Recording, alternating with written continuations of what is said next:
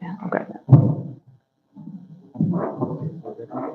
Yeah, I think that's good. Can everyone hear me? Yeah?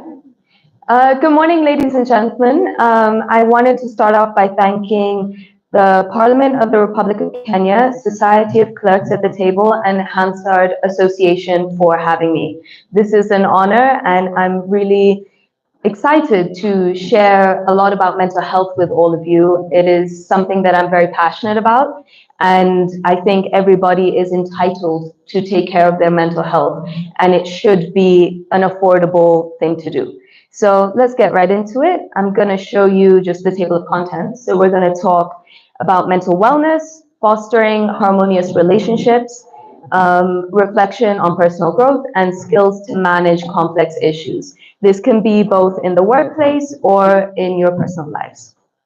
So what is mental wellness? We've talked a little bit about it this morning, but I wanted to get into the details of it. So when I think of mental wellness, there are 5 key components that we need to take into account. The first is your mental health, the second is emotional health, next your physical, your spiritual, and your social health. This encompasses your mental wellness. Now, there are many definitions out there, but I'm going to go through a couple of, or one of the definitions of mental health. How individuals think and feel about themselves and their life, and how an individual copes and manages themselves in times of adversity. So, how can we pay attention to our mental health? How can we make sure our mental health is at its prime, is healthy, is something that we are able to understand, and it's something that we're able to be proud of, I think, is something that's also important.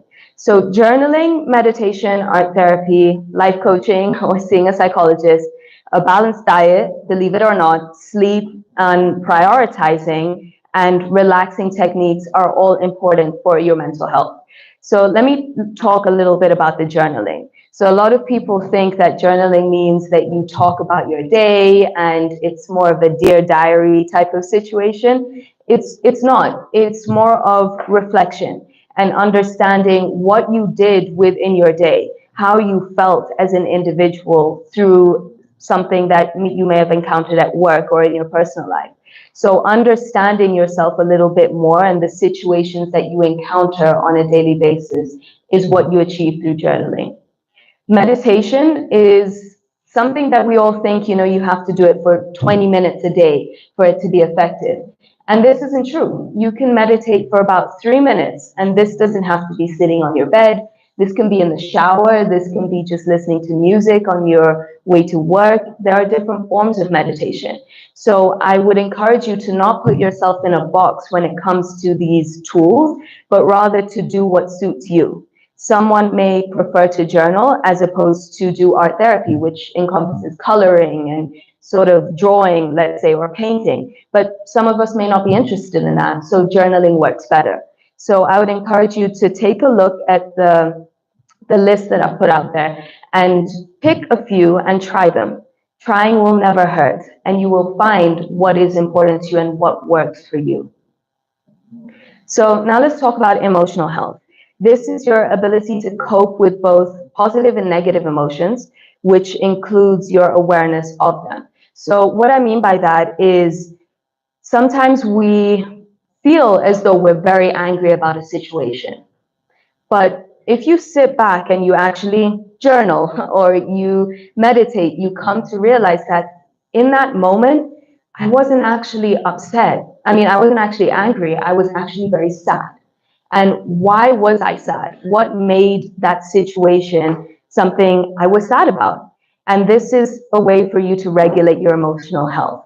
Knowing why you experience certain emotions and how they correlate to the way that you act, meaning, how you react to a situation, is very important.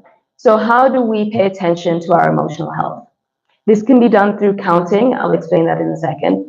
Reflection, again, so that's a form of journaling. Positive self-talk, emotional intelligence, and self-check-ins. So when it comes to counting, and this is a tip I encourage all of you to try, When you're in a situation and you're getting very, very annoyed, I want you to take a step back, and mentally you'll have to do that and say, okay, I know I'm getting annoyed. Let me take a step back and let me count to 5. And you count very slowly to 5. And once you get to 5, believe it or not, you will be a lot calmer and able to manage that situation in a more positive way than if you were to say, let me just continue and evade counting to 5, and let me just use my emotions. Let my emotions come out, as opposed to having control over my emotions. So I encourage all of you to try that. It doesn't have to be a situation where you're angry. It can be any type of situation. And you can let me know how that goes. It can even be during this retreat, or sorry, this conference. You might need to try that. So when it comes to self check-ins, again, it goes back to reflection. How did I feel today, or how did that situation make me feel? Was it a positive experience for me? Why was it a positive experience? Don't forget, mental health actually starts with you. We can create programs or facilities for individuals to go to, but you have to be willing to go to those facilities. You have to be willing to start paying attention to your wellness, to your mental health, to your emotional health.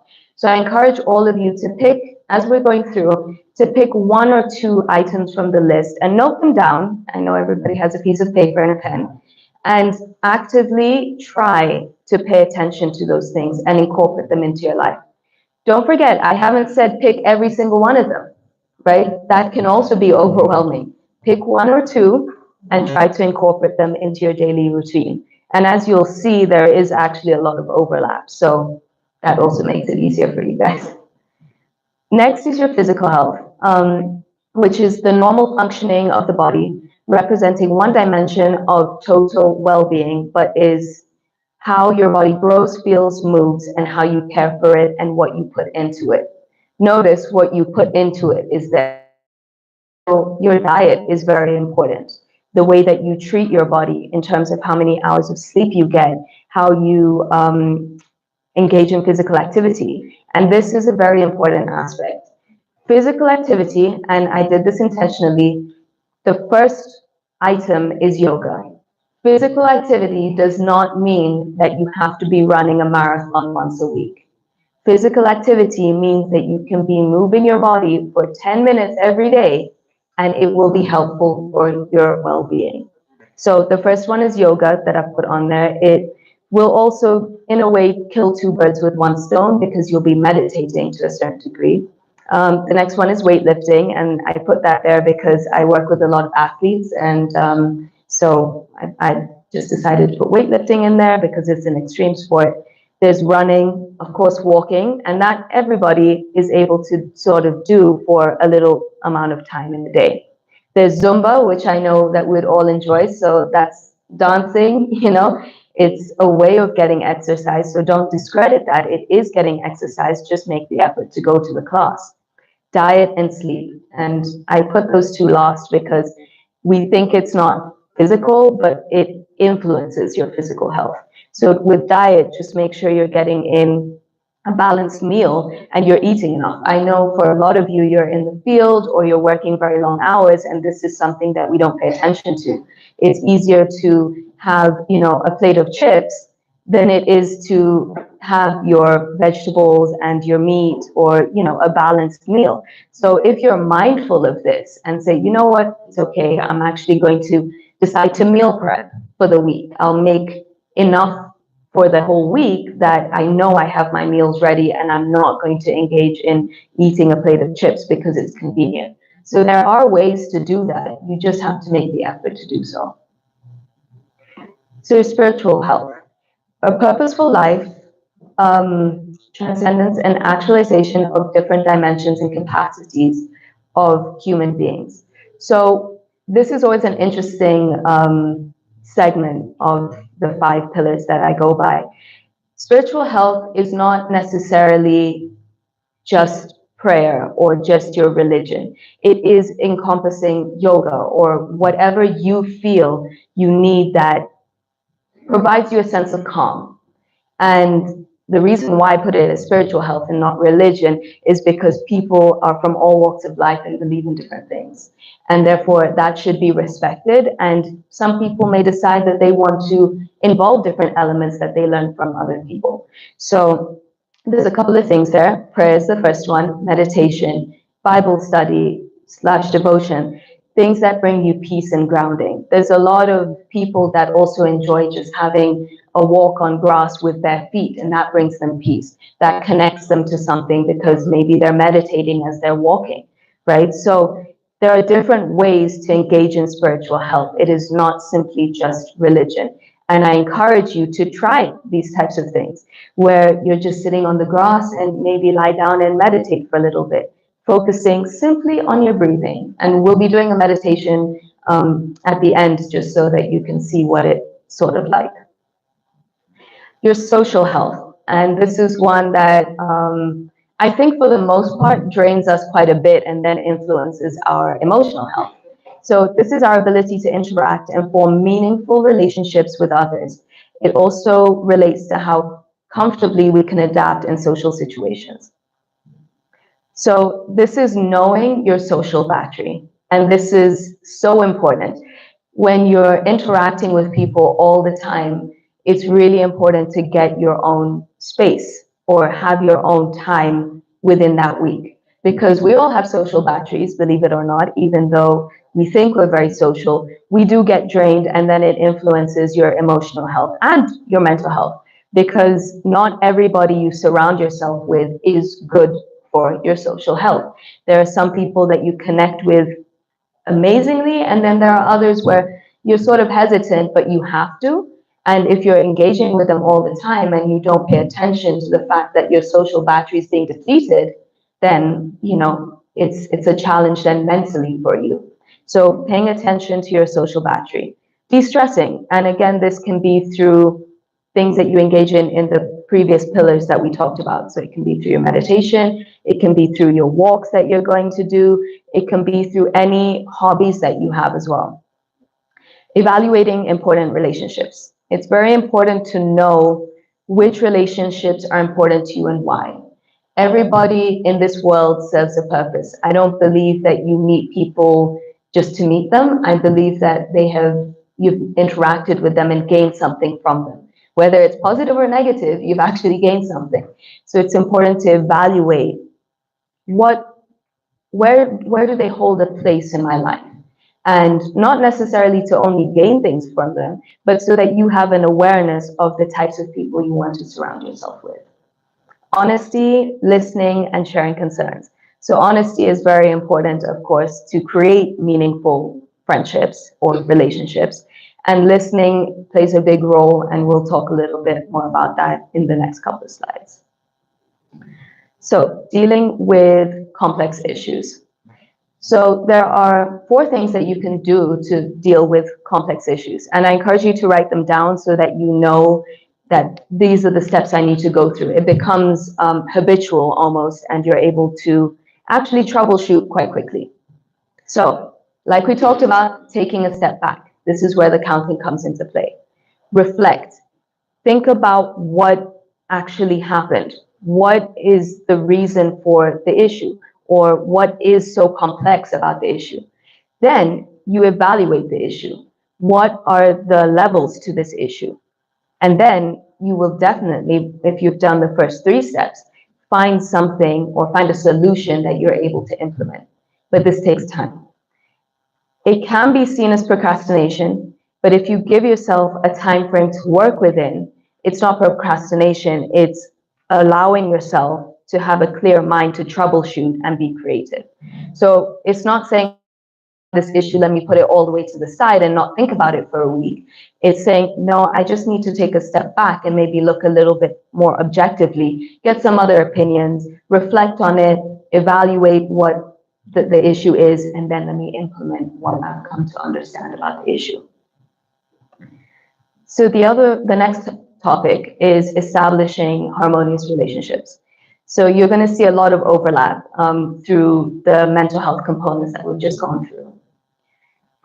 To have harmonious relationships, one important aspect is communication skills. for constructive interactions. Now, how do you gain communication skills? Through active listening, through empathy and understanding, and through clear and concise explanation. So notice I've put them in a specific order. You have to listen first. You have to empathize with what the person has just said. Thirdly, now is when you sort of communicate back to the individual. So listen, understand, and then communicate back. And that is how you create a harmonious relationship. The next element is building empathy and rapport. So ask open-ended questions, right? It's important that people feel heard. I'm sure all of us like to feel heard and understood, and like our points and our vision and our ideas matter. So ask the questions, encourage other people to share their ideas, validate individuals' emotions. And this comes through understanding your own, right? And that's why emotions health is very, very important. Once you're able to understand your own emotions, you'll be more empathetic and understanding of other people's emotions. The next part is to show empathy. Demonstrate empathy by expressing your understanding of where they're coming from. It's very important. At the end of the day, we're all humans. We make mistakes. We're not machines, even though sometimes it may feel as though we are. We're human. So have empathy for the person sitting next to you too. Conflict resolution techniques, an important one. Focus on the issue, not the person. Don't forget, like I just said, we're human. It's not the person may have made the mistake, but blaming them will do nothing because it doesn't fix the problem. So focus on the issue, not the person. Brainstorm solutions with that individual or amongst each other. Don't keep it just to yourself and say, okay, I have to figure it out, because the person next to you might have an even better idea, and it should be welcomed. The next part is seek common ground. So identify areas of agreement or shared goals. What is your intention? Ask the person next to you or the person that you're trying to work with. What do you feel that we can do? Compromise. Very important and very hard to do. Find a middle ground. You give to get, and essentially you're going to create something even bigger than what you thought you could by yourself, just through a compromise. And take a break. Sometimes emotions escalate, and like I keep going back to, count. Take a step back, take the break. Because when emotions are heightened, you don't really get anywhere. Reflecting on past relationships. So reflecting on past relationships is important because you're understanding the impact of your past experiences and on current relationships. Practicing self-reflection for personal and professional growth, and techniques for processing and learning from the past challenges. So this sort of ties everything together from what I've been talking about, is that the more we reflect and understand ourselves, the better our personal lives get, the better our wellness gets, and the better our work environment actually gets.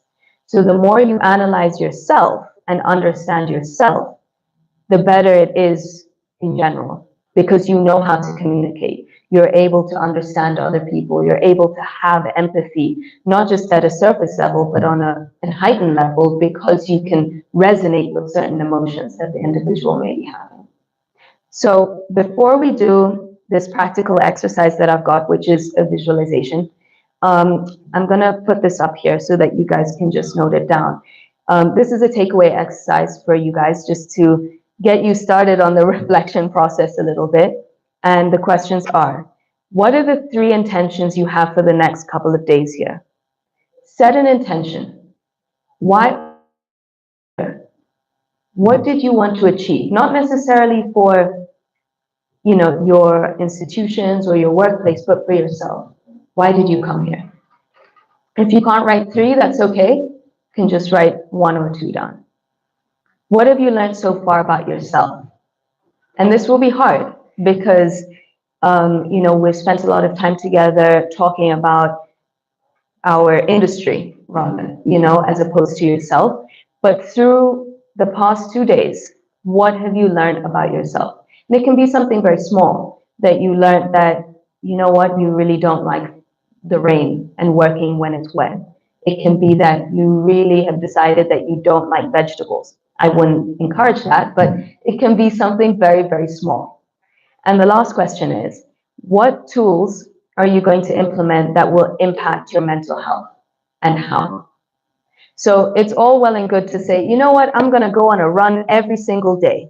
Is that realistic with the jobs that you have? I don't think so. So I'd like you to set achievable goals. 3 is always a good number. I'm going to exercise 3 times a week, every other day. And I'm going to do this how? I'm going to set an alarm to make sure I know that I need to go on my run. I'm going to make sure that I have my running shoes next to me on the days that I want to go. So the how is very important. How are you going to achieve and implement that tool in your life?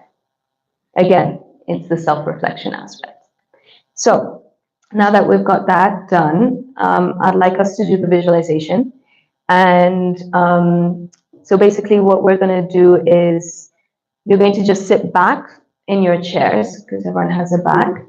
Yeah, just like that. And I'm going to ask you an array of questions, and you're just going to answer them in your head mentally. No need to speak out loud. So to start with, I want you to close your eyes, breathing nice and deeply. Your exhale to be longer than your inhale. So if you're breathing in for 3, breathe out for 4. And just focus on your breath, nothing else. Just breathing in and breathing out.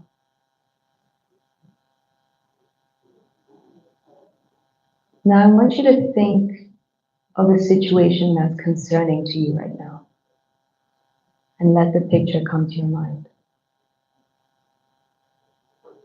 Could be anything. Something that's bothering you. Now I want you to notice, is the picture in black and white, or is it in color?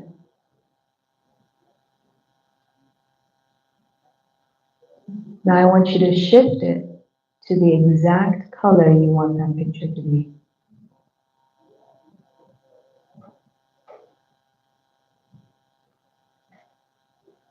Now I want you to notice, is the picture big? Is it small? Is it taking up your whole field of view?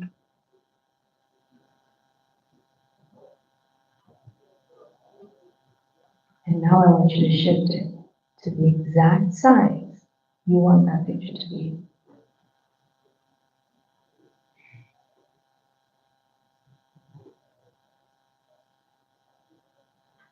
Now I want you to notice the emotions in that picture. If you're in the picture, how are you feeling? Are you scared? Are you happy?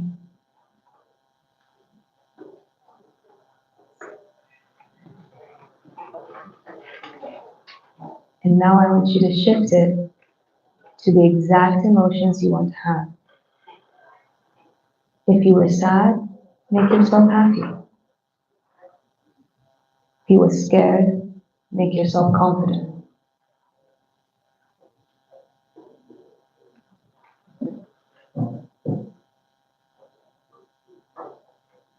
Now I want you to notice your environment in the picture. Is it noisy? Is it quiet? Is it dark? Is it cold? Still breathing nice and deeply.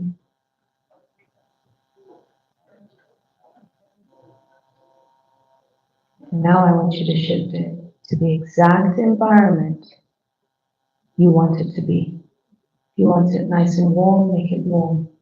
If you want it quiet, make it quiet.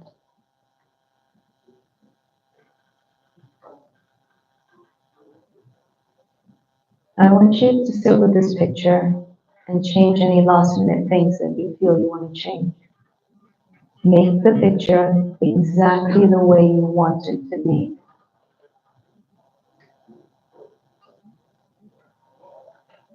And after a few more deep breaths, You can open your eyes.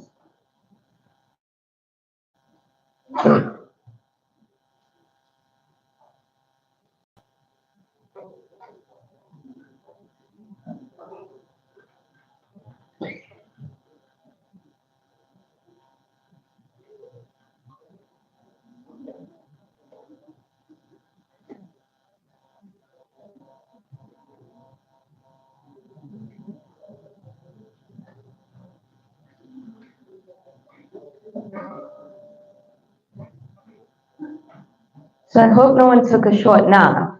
That wasn't the point, but I can see that everyone is a lot more relaxed and you all have smiles on your faces now, so that's good. So the purpose of that activity was to show you that we visualize things as humans, and something may be very concerning and we have a picture in our minds of how it's going to go. And 9 times out of 10, that's exactly how it's going to go. But I just showed you that you can change the picture. You just need to focus on it a little bit. Give it a little bit of attention. Because now I'm sure if you go into the situation that you were thinking about, you're feeling a little bit better about it. You may not be feeling 100%, but you're feeling a little bit better. And that will reduce your stress levels. So the more you do this, the more you pay attention to your mental health, the better your overall life will be. So thank you very much for having me once again. I hope that was helpful for everybody, and I think we can get into some questions in the panelists.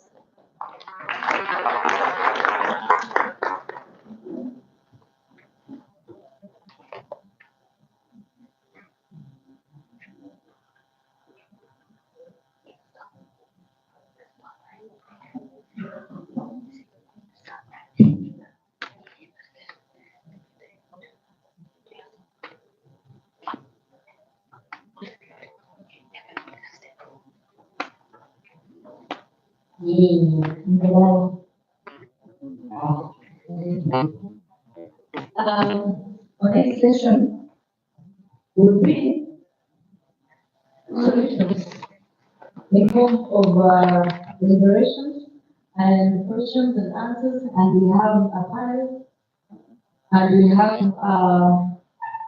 Mr. Dishon Naga, Director Liaison and Auxiliary Services, Mr. Frederick Morimo, Park Representative Senate, Mr. Silas Okonga, Answer Reporter, National Assembly, Mr. Sylvester Ochola, Bunge Health Club, and Coach Rofo. We will have a representative from Kisumu County Assembly.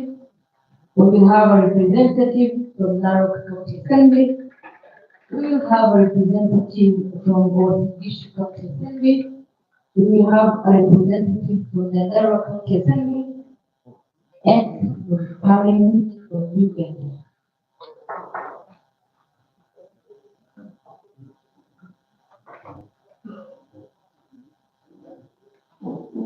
You got it done up? I don't know. What can we do? No.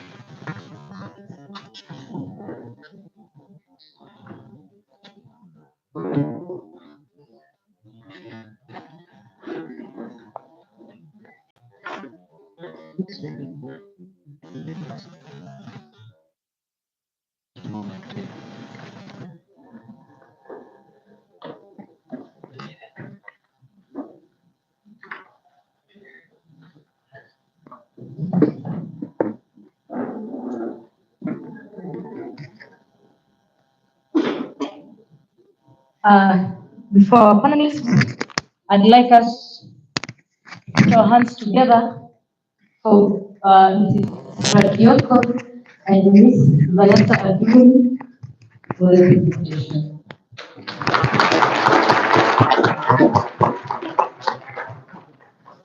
How are you doing?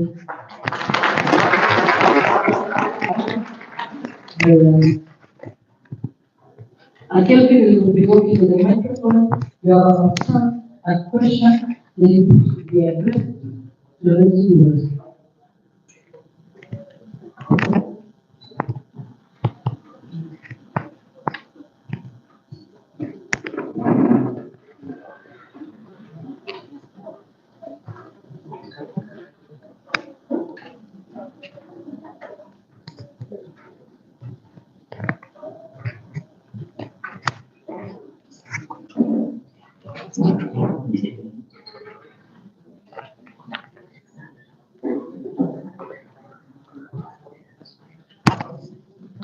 Also, the panelists,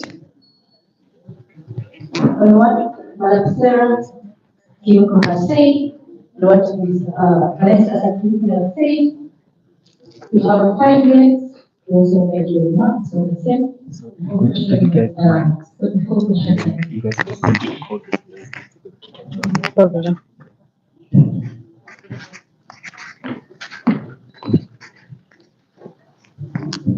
Okay, so are there any questions with regards to wellness or mental health? We have a lovely panel here, so, and it doesn't have to actually be specific to mental health, so.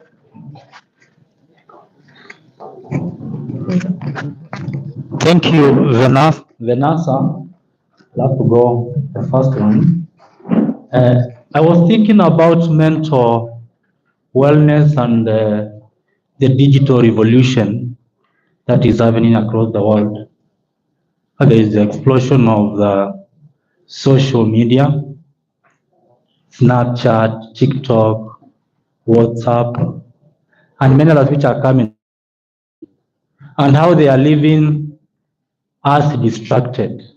What is the impact of it on our mental wellness, and how can we deal with it?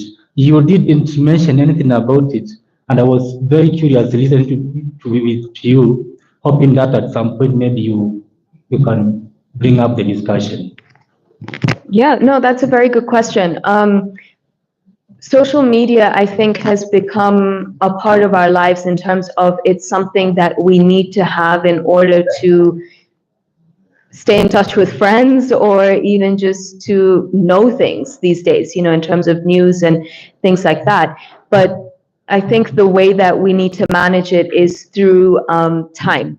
So not to spend an excessive amount of time on social media. So there are features on your phones that you can say, I'm setting a time limit as to how long I am allowed to use each social media app. So I think that would be beneficial, number one. And number two, I think another aspect is taking phone breaks. It's something that I know a lot of people do these days, where they'll do 2 days or even a day and just not touch their phones, so that you're doing a sort of cleanse from the social media and from your phone. It is something that unfortunately we do need these days, even if it's just WhatsApp to keep in contact with people. So it's about using it in moderation. Too much of anything is not good for you. So I think it's about how you use the social media and remembering that a lot of things on social media aren't real, meaning the way that people portray their lives, it's not necessarily reality. A lot of people are suffering from mental health issues as well that hide behind that screen and show a perfect life. So to just be within yourself and know that you have things that you need to work on and it's not comparable to someone else's life. I hope that answered your question, and I'm sure other panelists have some input to give.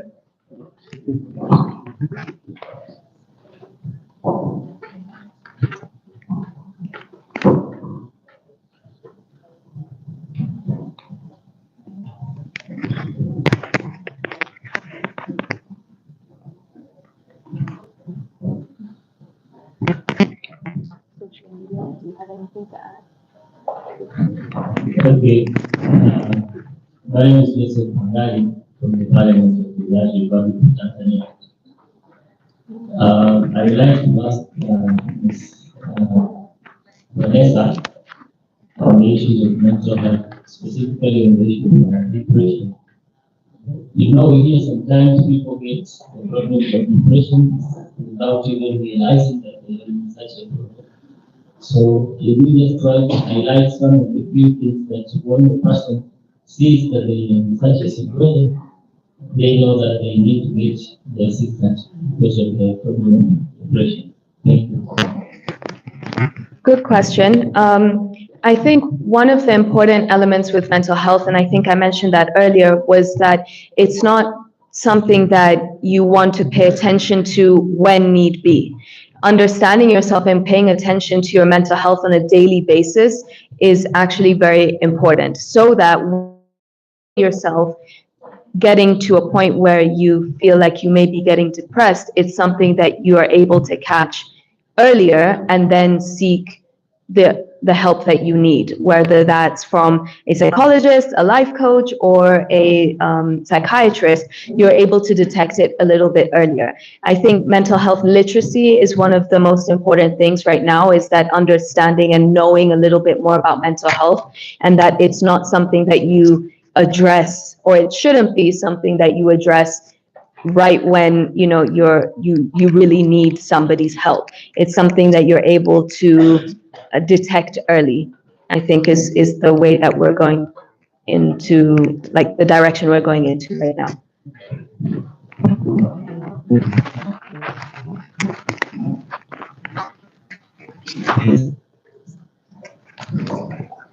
Thank you, Madam Vanessa, for the presentation.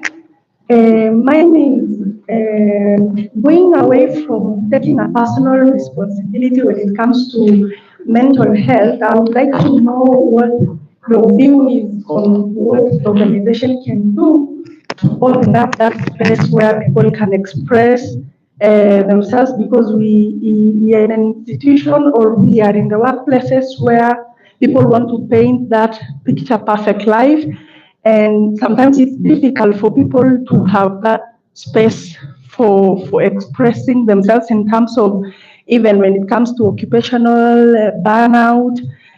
However much you can try to deal with it as an individual, what do you think, or what are the programs, structures that the institution can put in place to help people deal with mental issues?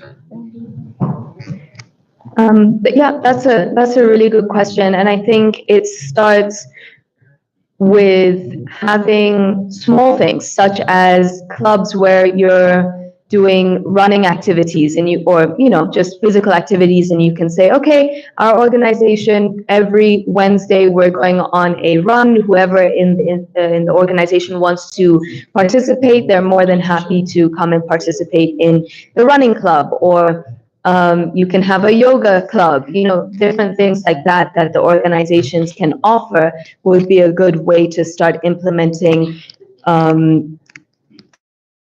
contribute to the wellness section. I think, Silas, you'd be able to also give a little bit of input into what could be provided in terms of that industry, or anybody else on the panel here too. I know you're all well versed in this section and also have a lot to say, so I'm sure you'd be able to add something. On mental health, I thought I should add something, especially on the use of social media. I think the best strategy is also, if you don't need something, but just avoid it. So, like, if you're going to sleep, you just leave your phone in the sitting room. I think that will reduce the time that you spend on social media. Because you realize, once you go with your phone to your bed, also insomnia sets in, because you will keep on checking your phone. So I think the best is you just leave it in the sitting room as you go to sleep, so that now your business will be only sleeping. Thank you.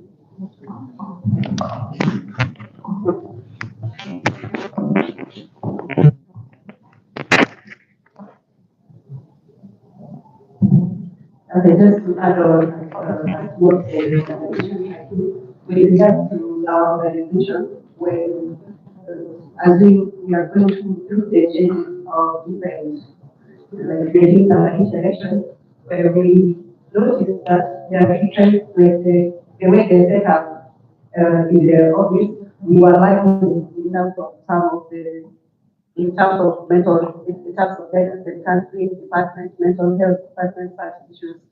So within our organization, which is another consultant, we are moving towards having the guidance and counseling department, and we also have our service board has also ensured that we have in our medical cover, we have access to therapists and psychologists.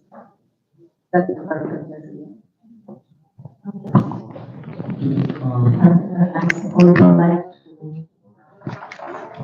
would like to pick up from where this can start in the function of governance. In our government of Uganda, we also have a program. We have a very full health support system, where we have an employee assistance program. I think the commission has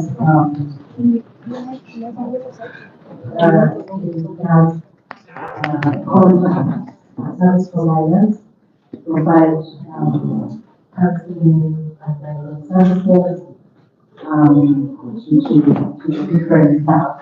We also have peers where mentorship, where people come to each other and probably discuss according to what speak to them or not necessarily enforce talk to higher authorities or assistant provider and this assistance program is not to it's not to build it's not even the health insurance program. It's different for staff. Then in regard to the answer, the board was that we work very long hours. There's no doubt about that. And so the answer department has provided deliberate flexing hours for that means that if staff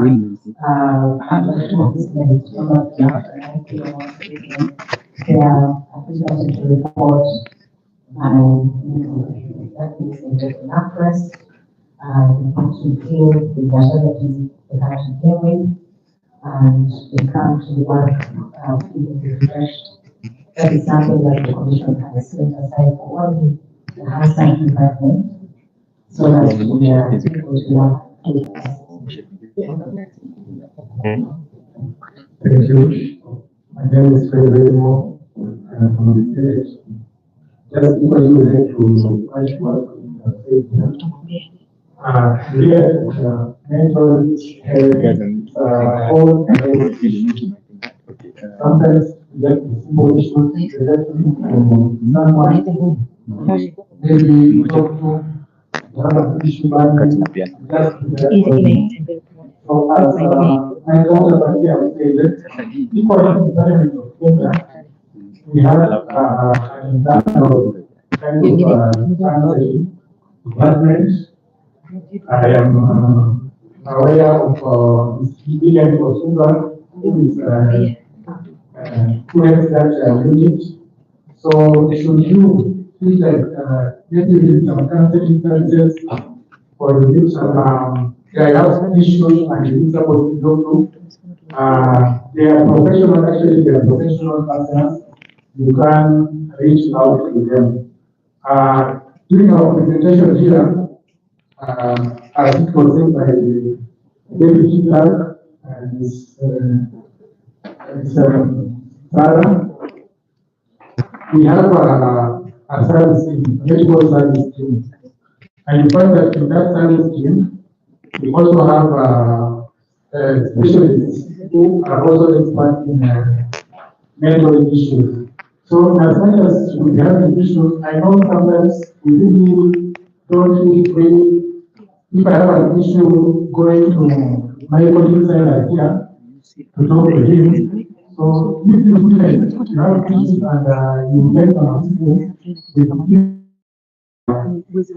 experts in mental matters, who you can reach out to. Sorry, before you continue, the sessions are live on the platform. Kelvin is working with a smaller microphone and this one. So if you're going to ask a question, then make sure you ask both microphones and also introduce yourself as you ask questions and also as you answer questions. Thank you very much.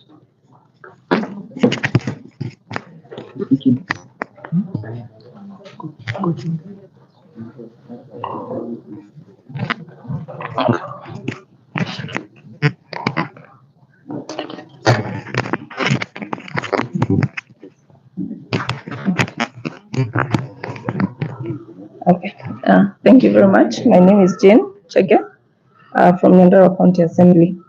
I'd like to tackle some of the questions that I've had regarding mental health, and someone was asking, how would you identify that you're having a mental health issue? And one thing we must acknowledge is that the stigma around mental health is still very much around. And it's very hard for someone to acknowledge that I am really having a mental health issue. And even though there are so many programs that have been introduced, the uptake is still a challenge. So the thing about mental health issue is that it does not just affect the person affected, but the victim that is, but the people around him or her are able to establish some of these things, some of these manifestations. So as a colleague, it is easier to point out to someone that they're having a mental health issue than the person themselves. So in our case, the County Assembly Service Board is very serious about mental health and employee well-being, so much so that is anchored in our strategic plan, the strategic objective around number 7 there. It's about employee well-being. And the board has initiated so many programs. And one of them is that every month, every second Monday of the month, we have a mental well-being program.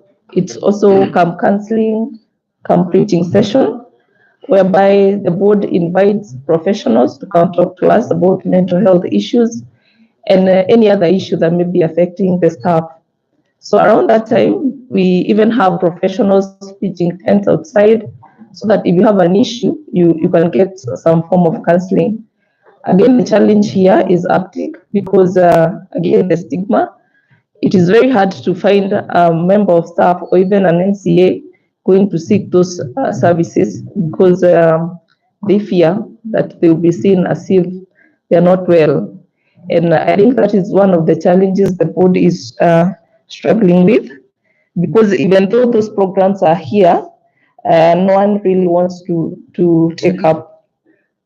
As my other colleagues have said, we also have medical insurance at the County Assembly that caters for that. We even have rehabilitation services. We've had some of our colleagues with alcoholism and drug abuse issues taken to the rehabilitation, and they come back better, which is really a good thing for us. Again, the board has established that postpartum depression is real, and therefore it has initiated some flexible programs for lactating mothers. We have just recently moved to a new building, and in that building, we have a creche. We have a lactating mother's room where they are able to, if you want to come with your child, you can do that. But then again, we are not willing to take up these programs. I really do not understand why, but we cannot say the board has not tried. So for lactating mothers, they're given flexible working hours. There is a policy, there's a child care policy at the Nyandarua County Assembly that allows lactating mothers to report at 9 in the morning and leave by 3 in the evening. Again, we have an alcoholism and drugs and substance abuse policy that has put in place such measures to take care of those who are affected. And as I said, probably someone will help me, because we are really struggling with the issue of uptake, because these programs are there, but we are not willing. We know there is a package for counseling, we know there is a package for rehabilitation, but then you find staff, a member of staff or even an MCA is still struggling with alcoholism, is still struggling with drug and substance abuse. But these programs are here so that someone has to be really uprooted from where they are and to be forcefully taken to a rehabilitation center. And this does not serve as well, because I think unless someone is willing, it really does not bear the kind of fruits that we are looking for. So we've had people going to rehabilitation, and then when they come back, because they were forced to go there, they just go back to where they were. And that is a challenge that I hope maybe my colleagues would help me so that we can come up with a solution for the future. Thank you very much.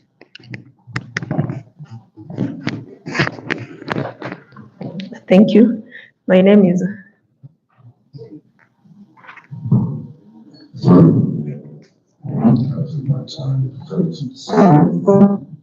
So that we maintain or rather sustain the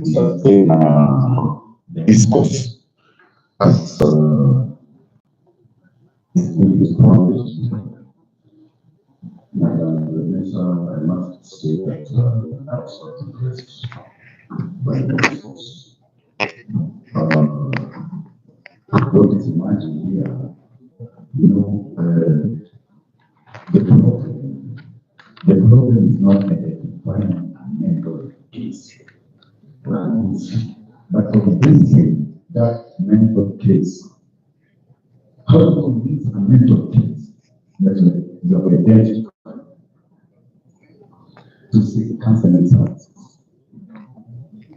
Secondly, still on the discourse on mental health. Well, I saw the brief that time and the producer of a human being and the physical aspect of communication and and all that. That is what I'm not saying how does the discourse address people are artists? People who do not read the Bible.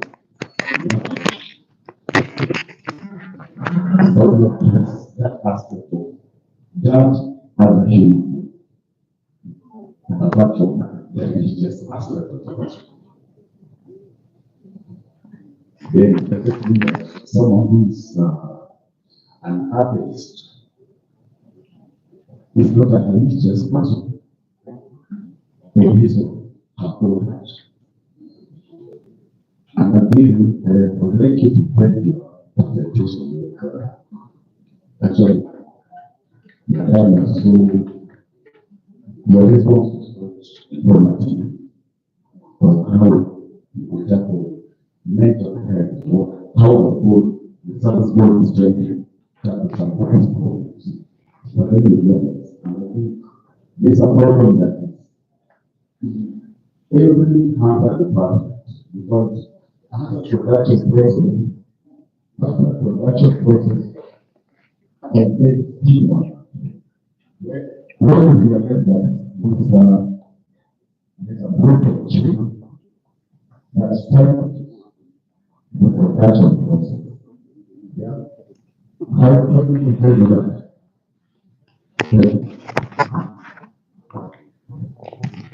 Thank you for your questions. So let me address the first one with regards to how do you, if I'm not mistaken, it was how do you convince, I guess, somebody who is going through something in their lives to seek mental health help. Is that correct? Okay, so I think one of the most important things with mental health, and that's what I was sort of trying to explain today, is that it starts with the individual. Unfortunately, you cannot force anybody to seek mental health professional help. It's just something that won't go the way that you would hope for the individual. The most that we can do is gather together and educate as many people as we possibly can on the importance of mental health and try to diminish the stigma that we have towards mental health. That going to see somebody for mental health reasons is not seen as taboo. It's not something negative, but rather something very empowering that everybody should do. The way that I like to think about mental health, and I work with a lot of athletes, is the way that you have a coach for your physical health is why you have a psychologist, a life coach, a psychiatrist for your mental health.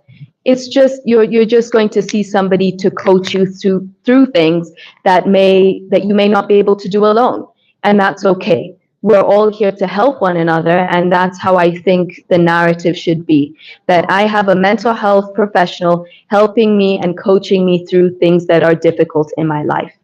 Just the way that a nutritionist helps you with your nutrition because they are the expert. The way a coach helps you in the gym because they are the expert. A mental health professional is just an expert in their field that is important to everybody. So I think as soon as we start to portray that narrative, then things will change. But unfortunately, you cannot, especially with adults, you cannot force them to go and see a mental health practitioner. With regards to your second question, that the reason why I use spirituality is for the individuals that may be an atheist. They may practice a specific spiritual ritual that is important to them. For example, there are individuals that believe that there is a higher power, but not necessarily God, but the universe. So it's not that it's going off of what that individual believes. I believe that spirituality, religion is very personal, and it should be practiced to some degree in that respect, where the individual is able to do what they feel comfortable doing, whether, like I said, it's taking a walk and grounding. That's something I know is very important to a lot of individuals who may not practice a religion, but they get energy and healing from the earth. That is respected by everybody else. That's the most important thing. As long as your practices are not hindering you or another person, I believe that that is okay. And that's why I use the term spirituality as opposed to religion. I hope that answered your two questions.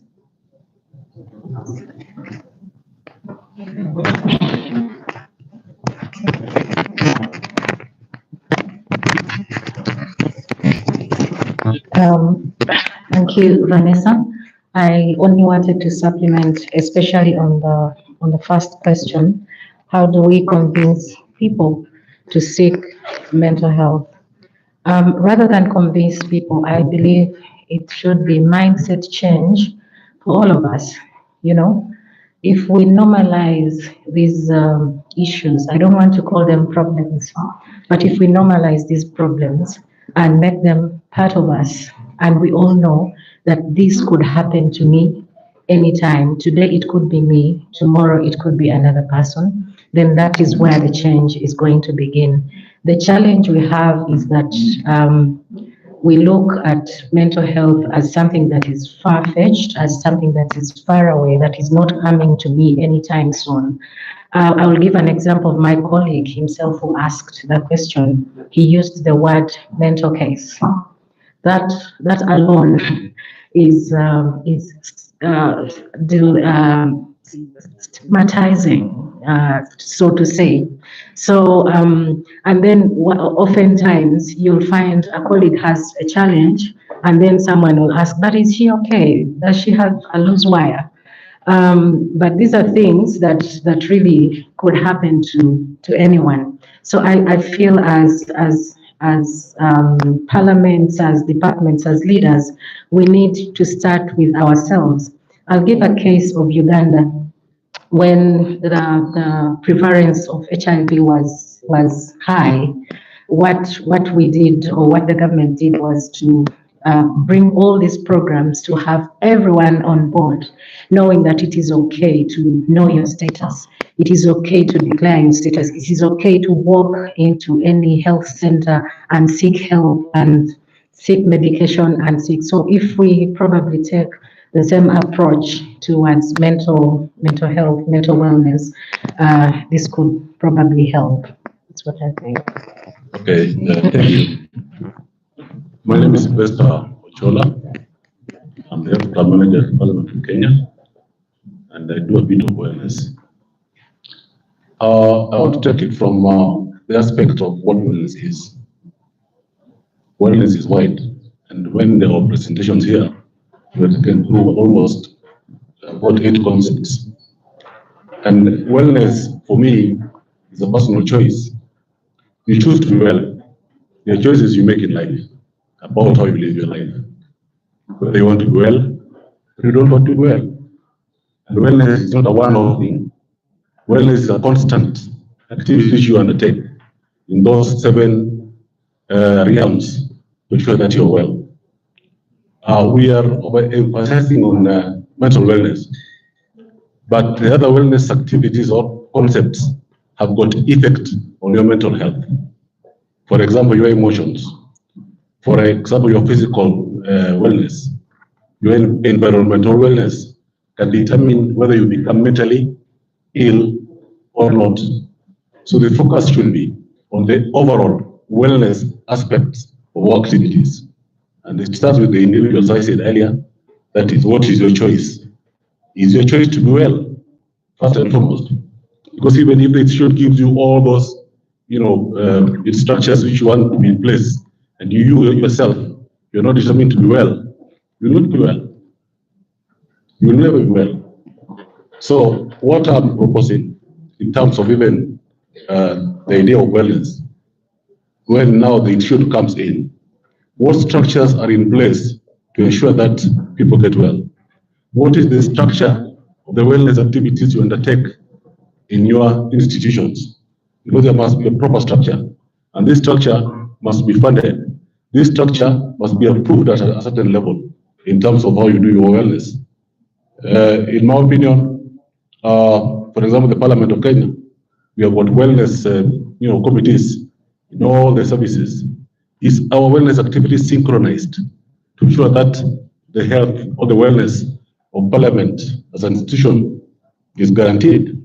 Or are we doing things on our own cocoon in terms of wellness, or at the departmental level?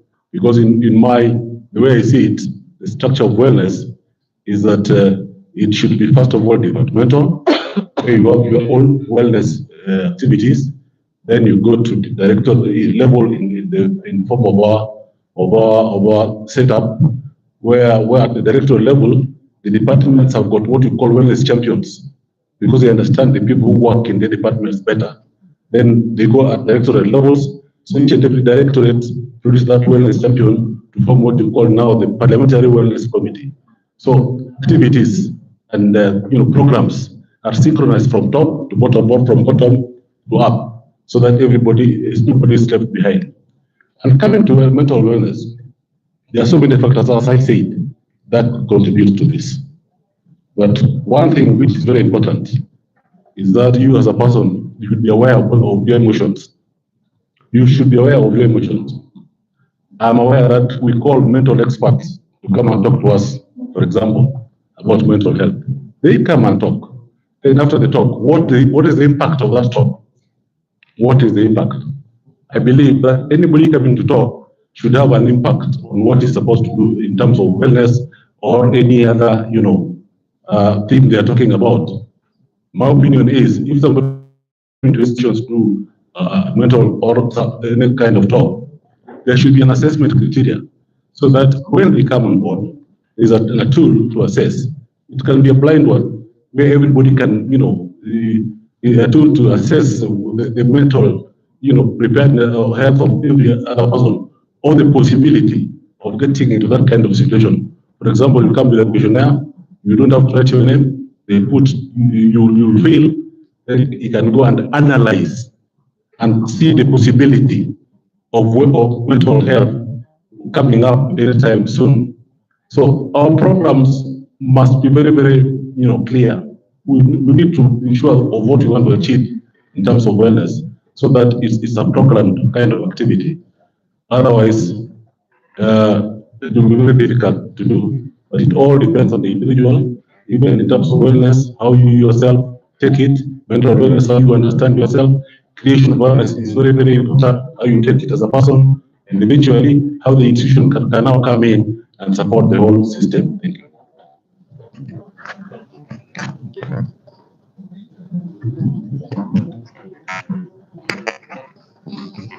Thank you.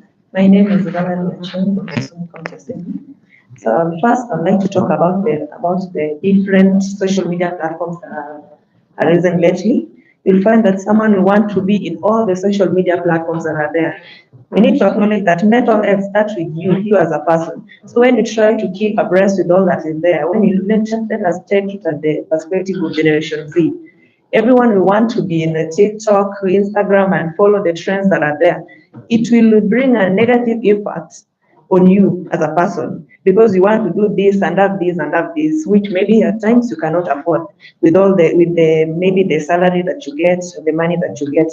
That is when we're talking about you earn 50,000 and now you cannot sustain you compared to the 5,000 that you are having. The second thing is that in organizations, you cannot just come out and identify someone from the way they look that this person is suffering from a mental health. It needs a professional, someone to diagnose them and say that this person is maybe now at this stage is now an alcoholic person. Because when you just say that this person is suffering from mental health, you are opening a floodgate for opportunity of people to start stigmatizing this person because of what you said. And you open up and say that this person is suffering from this mental health. What are you going to do to help this person? And what you do must have an impact on this person's life. You should not just be talking and there will not be any change. There won't be any change or there won't be anything. And also in the Mental Health Act 2022, it says that the person has to come out and he needs to be involved in every decision that you make. So the organization, before making a decision on someone that has been diagnosed, they need to sit them down, give them an opportunity to decide which mechanism they want to use. Is it rehabilitation? Is it counseling? Or which one is it that they were going to do? You don't just come up and decide for them what you want them to do. And another thing, in the organization like in Kisumu County, you come up with the idea of how to bring people together. The mental health won't only come from the social media platforms. It might also come from how you see people in your organization. How do they treat you? How do your boss embrace you? Are you being given motivation, incentives, all such things? When you feel like these things are coming to you, your mental health in the organization, when you wake up in the morning, you feel like, today I feel like going to work. Today I feel strong enough to go and deal with all the energy that people bring at work from where they slept or, So when things like that, yeah. So what we do is once in a while, or maybe twice in a year, we bring the members and staff together to bond because you'll find that these people don't even know each other and where they work. Thank you.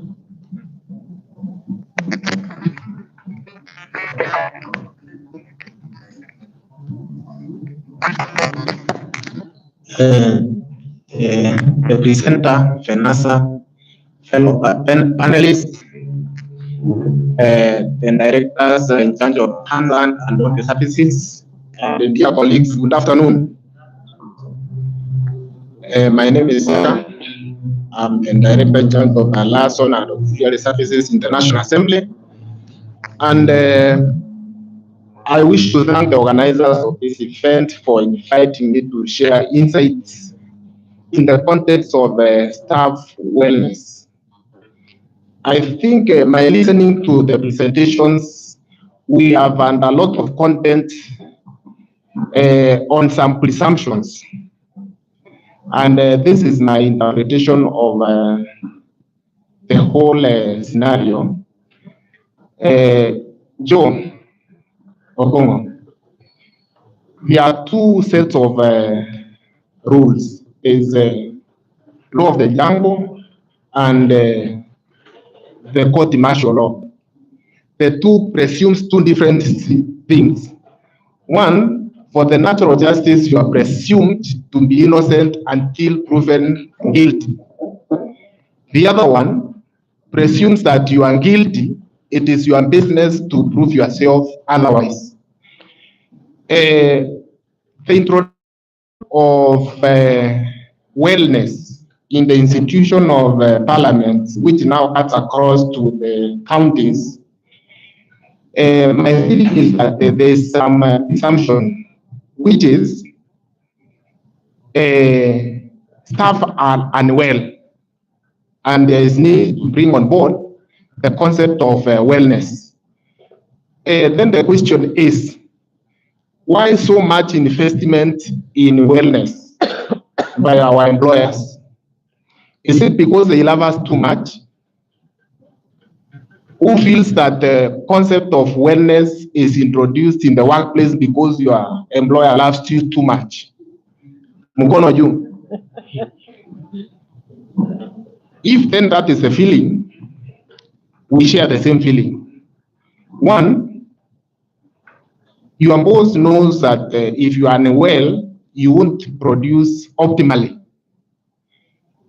And why they would want you mentally stable, spiritually stable, physically stable, is for the purpose of effectiveness and efficiency in the services that you give. A lot has been said to guide us through how to deal with various aspects of unwellness. I think the designers of the program are genius in this way. This presentation is on staff wellness. Staff wellness. Staff wellness. To answer the question, if you are now well, what is expected of you to give your best in the service that you give to the institution?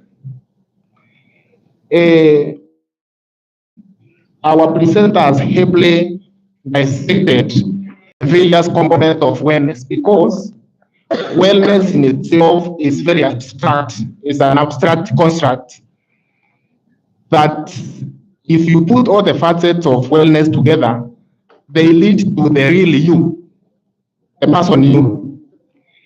I want then to address something very off the discussion, but in the context of wellness, staff wellness. What are the causes of unwellness in the institutions that work? Currently, I'm chairing about 4 committees that address themselves to the wellness of both staff and members, one of which is one that deals with office-based management for the staff and members of parliament, which is to ensure that the work spaces provided to our staff are conducive enough to allow them to work in their best abilities.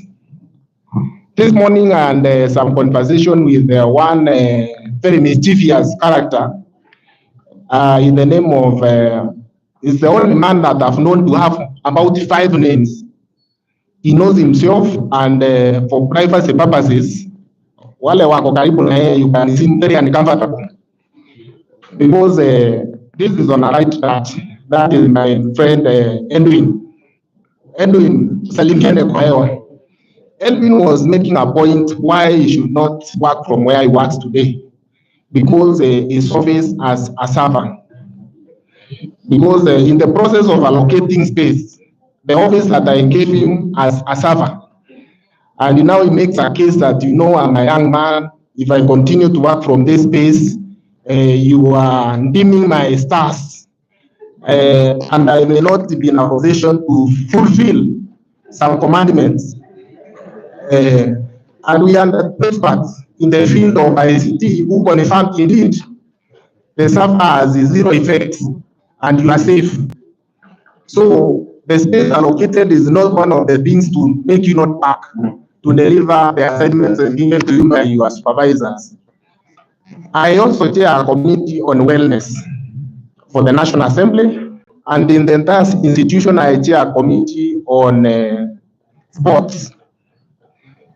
And my experience from chairing of those committees where we have membership drawn from members of the parliament and staff, I have 3 or so take home on what is causing a lot of distress in our institution of work. I have at least had the opportunity to sit in panels where I interviewed most of those sitting here and in the National Assembly or the Senate as a panelist. When you came in as a very clean person, eager to work, with a lot of expectations, with a lot of hope, and a lot of energy. But the moment you got into the institution, 3 things or 4 came your way. 1, and this I presuppose cuts across other institutions where we work, in the assemblies, in Kenya and in our sister legislatures, in Uganda, Tanzania, and even Yala. I'm saying this from the bottom of my heart because this is a reality. We are working in very toxic institutions, very toxic, very toxic. And this is where the rubber meets the tarmac. The moment you get into these institutions and you get now to consume good information, bad information from your colleagues within the institution, there arises the issue of entitlement. As we sit here, some of your colleagues are very annoyed that it is you is in this meeting and not them. Tuko pamoja? This is applicable to all of us. Why so and so? Bona sio mimi. How is it possible to have the entire institution of a county assembly MBC here? I mean, entitlement. 2, there is a lot of jealous in the institutions that we are working in. You are 2, 3 colleagues in the same department, but there is a lot of fake friendship between all of you. Joe, you can take this to, you can go to hell with it. Because I'm mentioning Joe because at one point I supervised him and we are good friends. And this is how it takes precedence. 1, you are employed at the same level. It is obvious that the positions above your entry point can never be enough for all of you. So by the time most of you are due for promotion, you are already sure it is a question of the fittest. It is not automatic for all of you. So there is going to be competition. There is going to be a lot of backbiting, all those things, and hata kuchimbana. But if I know Joe is my competitor, and we are likely to be competing for the same position, if I have a way to have Joe out of the contest, better for me. Wangapi wanajua hiyo? Kama hujui, jua leo. That out of your 10 friends, the ones that you think are your good friends, you will be lucky to have 1 who is a genuine friend. The 9 will work on how to bring you down at any given time. So the presumption that, oh, you know this, my friend, forget about that. Mind your own business. The last one, when you combine jealous, you combine entitlement, it results into something else very serious. Competition.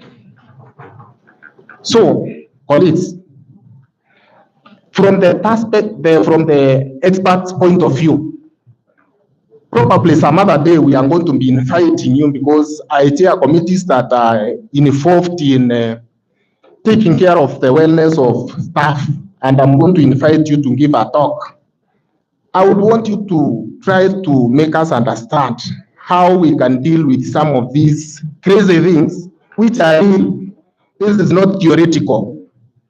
How do we deal with the entitlement within an institution where I can't trust my colleague because behind my back, you are working on anything that can bring you down?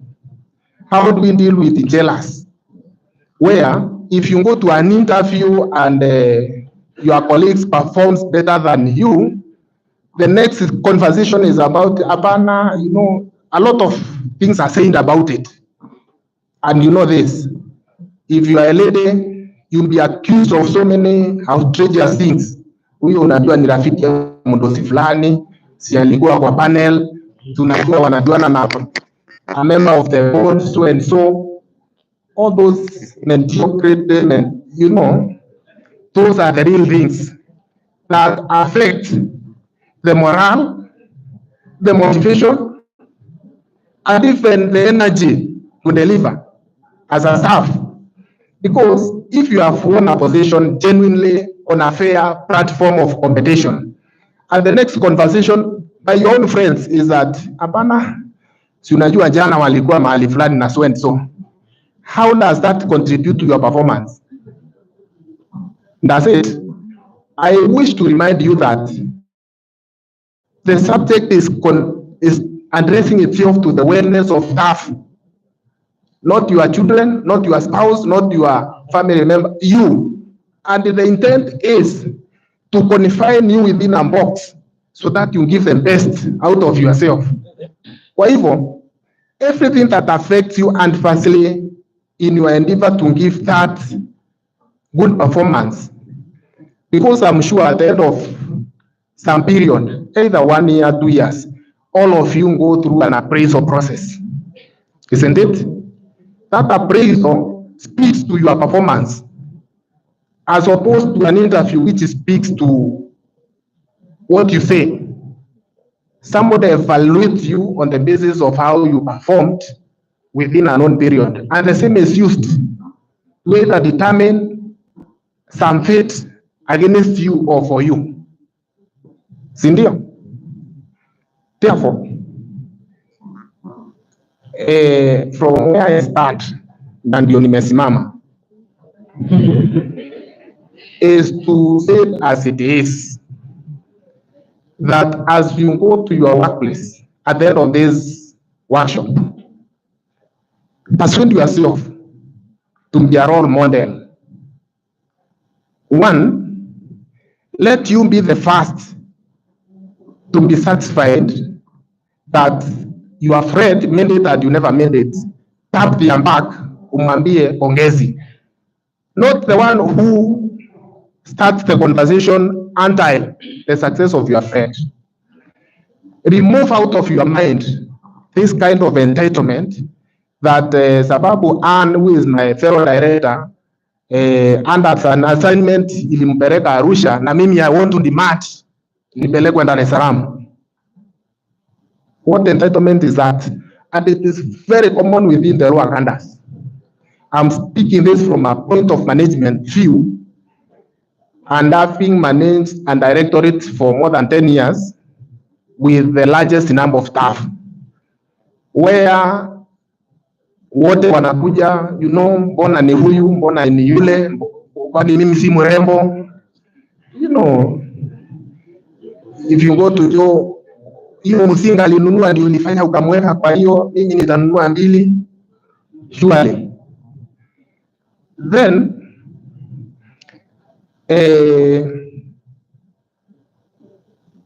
once it starts with us, cascaded horizontally, vertically, I mean up ones and down ones. Let the people around you get to appreciate that we are a family, we are a fraternity. Yeah? Your success is my success. My failure is our failure.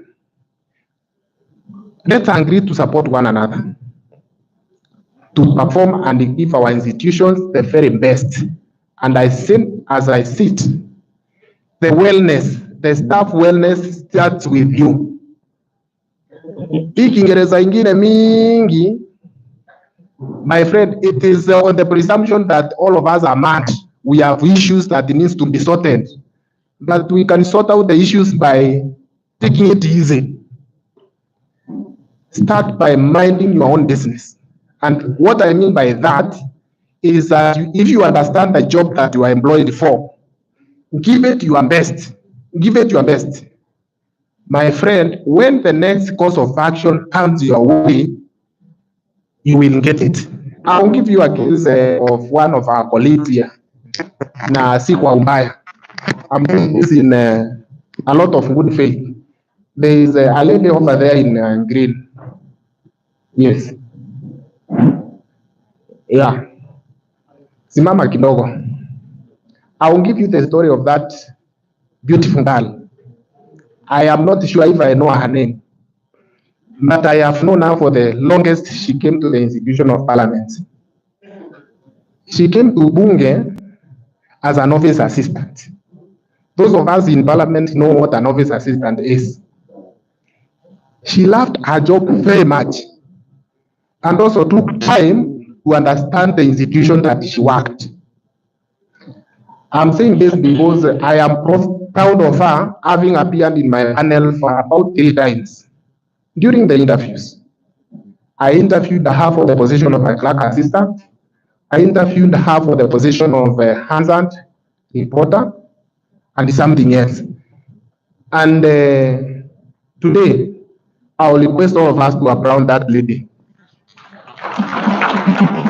In the 3 panels, the first, and she was spoiled for what to take. And as a board, the choice was we give her the position where she earned the highest marks. What is the meaning of that? If you are in a political institutions like where we work, learn to mind your own business. And the minding your own business, I say, is confining your mental abilities to the job that you have been given. Number 2, if you have any ambitions to move from where you are to the next level, please understand the institution, understand the job, understand the institution. It is out of that spirit that, what's your name? Esther. Out of that, yes, I will use 30 seconds. It is out of that kind of dedication that I am sure she is where she is today, and I foresee a very bright future for people like Esther who want to grow. Thank you very much.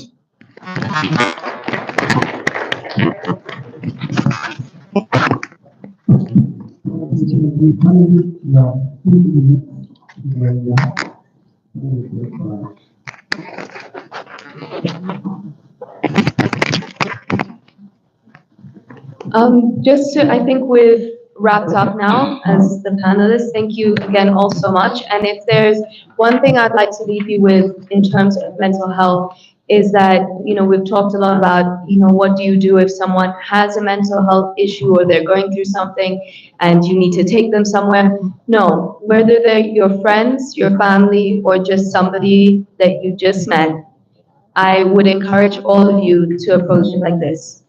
If you see somebody that's upset or that you feel is not themselves, just simply ask them, how can I help?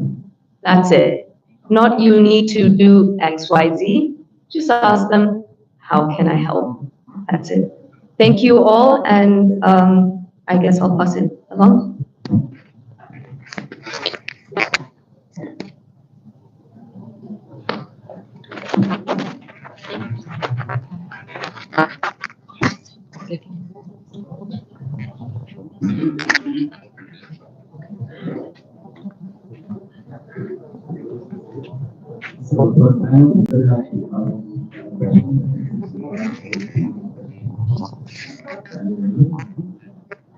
Okay. That's all. Yeah. Well, good afternoon, the panelists and the panel. Well, I've sat here and tried to digest the whole issue about mental health. And to me, I think there's a conundrum.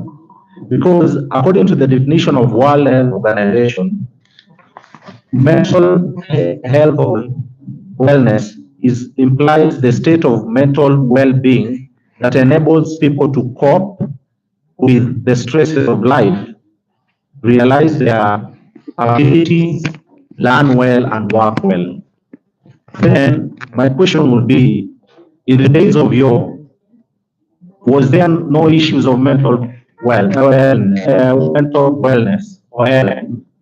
Is it not a new concept that probably seeks to provide an escape route from life's, vicissitudes?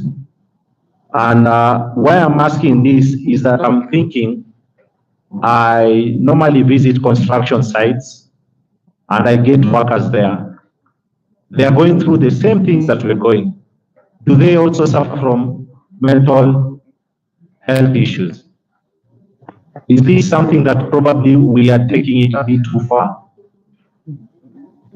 That is my thinking.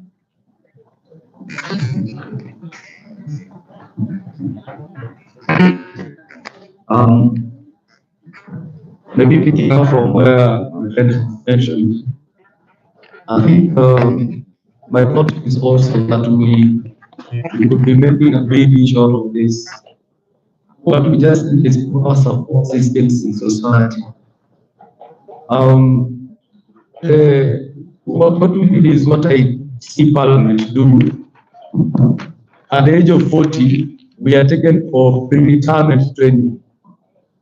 I think we could also have a similar situation because when people hit 40, they don't call the midlife crisis. Probably that's the time men marry a third wife, or a second wife, or marriages break, or parents die, or children become funny.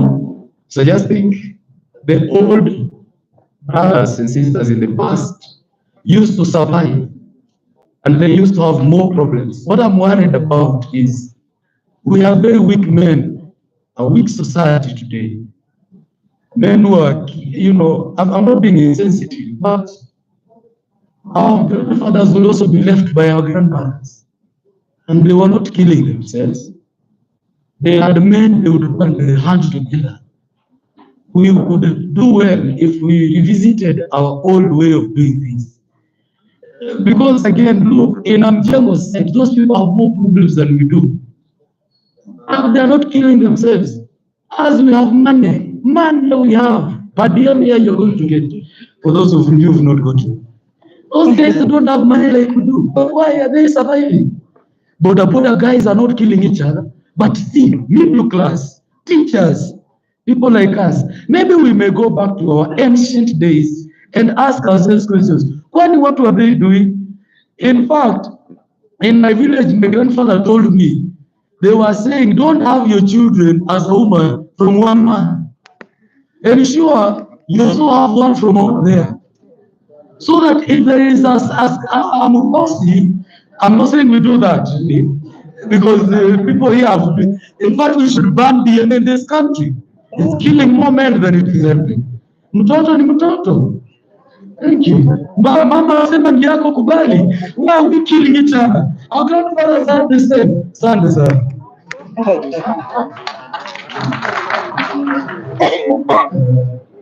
Maybe the final one before you answer. The final one. I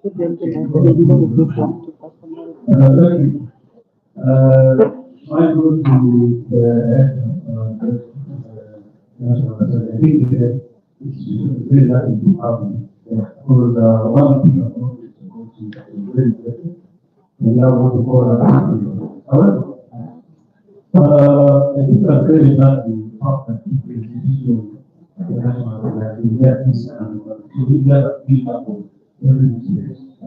experiencing type of scenario. On the flip side, even the counseling, you know,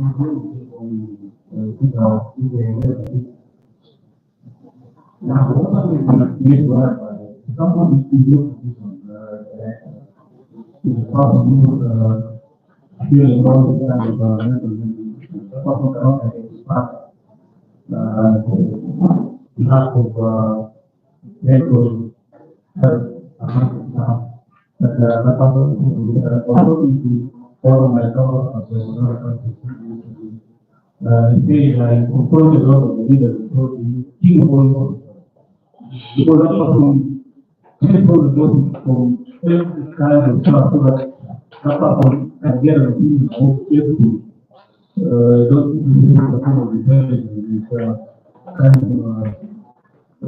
something like that. Now, what happens in a situation where there is not something you can put on the which is all and you work in that very toxic kind of situation, you cannot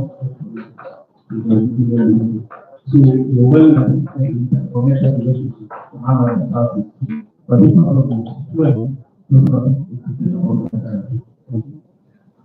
Thank you very much. My name is Venesa. The phrase kufa kiume ndio imesumbua wanaume wengi hapa duniani. We are having people as men, but nobody is willing to listen to us as men. That is why we have TikTok boys who we want to be husbands to some people's daughters.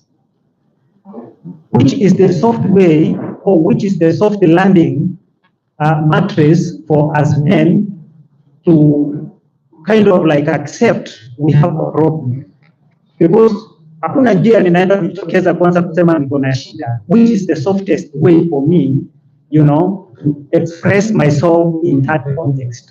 Thank you.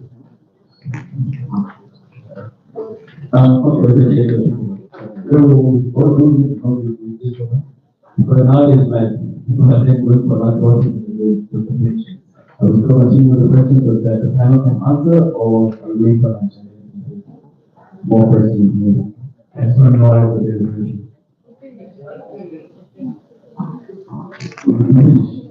Okay. Good afternoon. Diana, once again, and the issue of self-wellness at the workplace is a welcome discourse, because until we have colleagues who want instead of totally absent themselves from work, then we miss out the point, because the elephant in the room here is not even about how we respond to issues, but the bigger issue is how is the stigma surrounding mental health in the workplace and how we are able to support our fellow colleagues. That is actually what we've been discussing with us. And I have two questions. One of them goes to Venesa, and the second one will go to Nyaga. For Venesa, so far we've seen the stigma surrounding mental health. How can we as officers in the legislature, or how can you advise from a professional point of view on how we can be able to counter these issues of stigma, and how can we enable our fellow colleagues to feel comfortable seeking support and resources for mental health and well-being? For Mr. Nyaga, what innovative approaches or programs have you found most successful in addressing the intersection of workplace wellness and mental health, and how do you measure their impact on employees? Okay, thank you for the questions. I think we've gotten a couple, so we can knock them out as we go.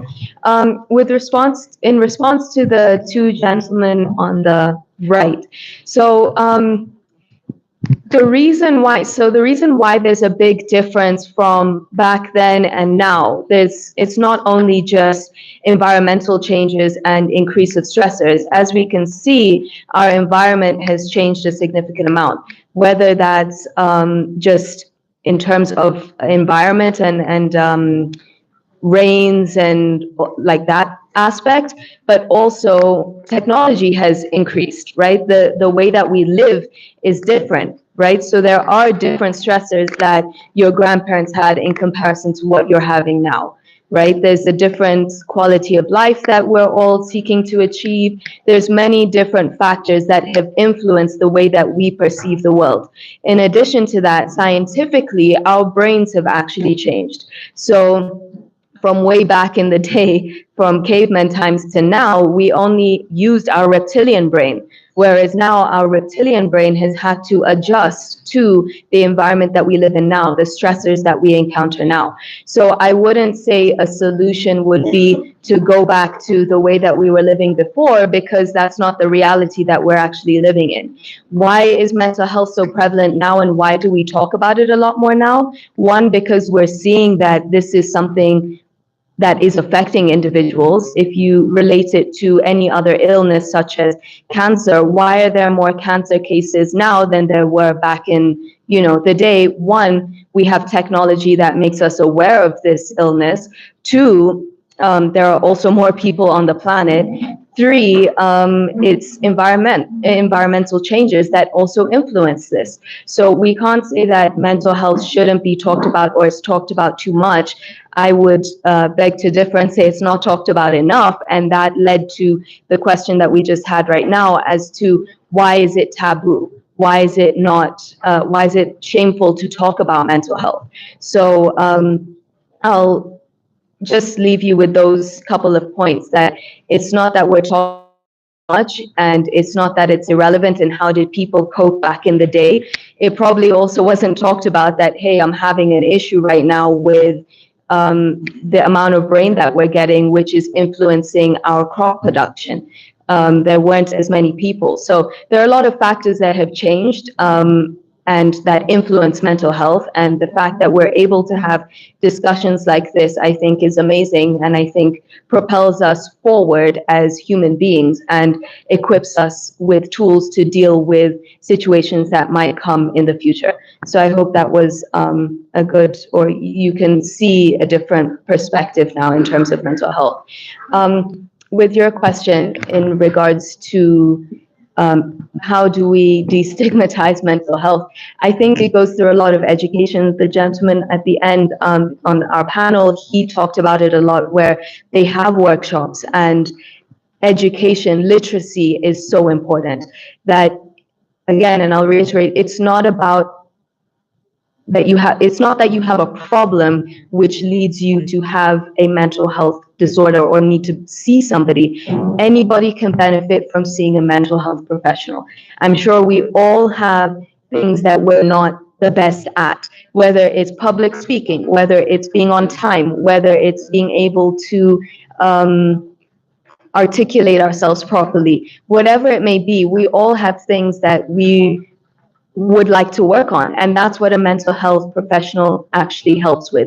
It's not saying that you have to be diagnosed with a DSM-5 disorder to see a mental health professional, and I think that's the misconception, and that's why it's so taboo. So if we're able to educate and create a bigger mental health literacy program in Kenya, I think that would really influence the way that we talk about, the way that we think about, and the way that we act on mental health. So I hope that was helpful. I know it's not a solution from the get-go, but I think if every one of us in this room had a conversation at least once a week with somebody on mental health, I think it would make a very, very big difference. And that's the most that we can do. More workshops, more mental health literacy and education, and just having more amazing workshops like this one. So thank you.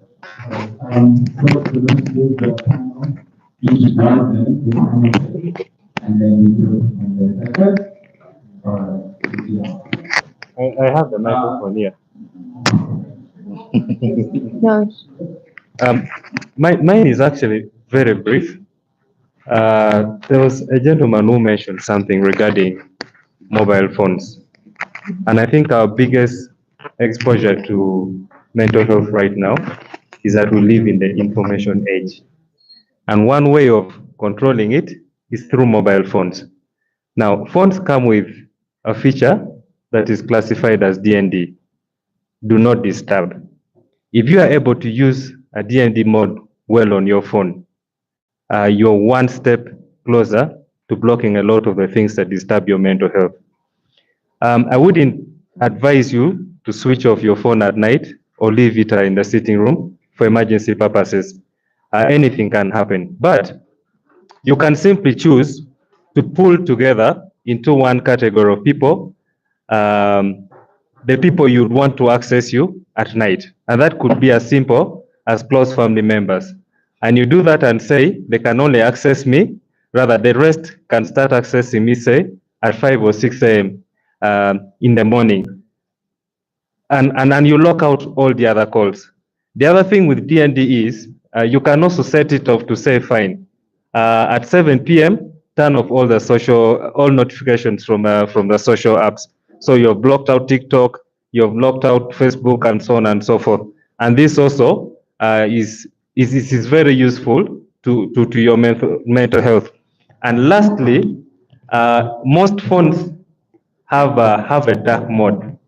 Now, funnily enough, light also has a bit of effect when it comes to our mental health. So if you can minimize the amount of light and time that you use your phone, also especially in the evenings, that also becomes one good feature towards alleviating some of the challenges that we face with mental health. My advice is, let's just explore D&D as a whole on your phone. And I think in one way or the other, you realize that the effects that you've been receiving will gradually decrease. Thank you.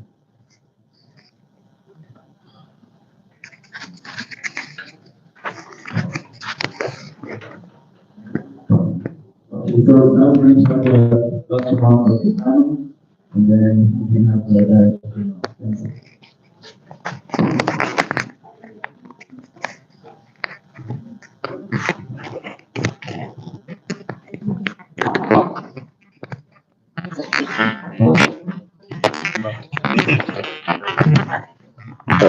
Okay.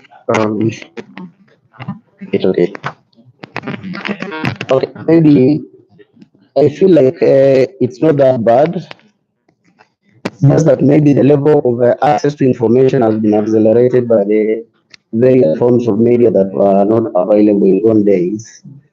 So it's just for you to regulate the amount of information that you access, especially if it is not very necessary. Sometimes you open your TikTok app and the first thing you see is a man has killed a wife somewhere. Maybe it doesn't have to bother you. So if you reduce the level of access to unnecessary information. Thank you.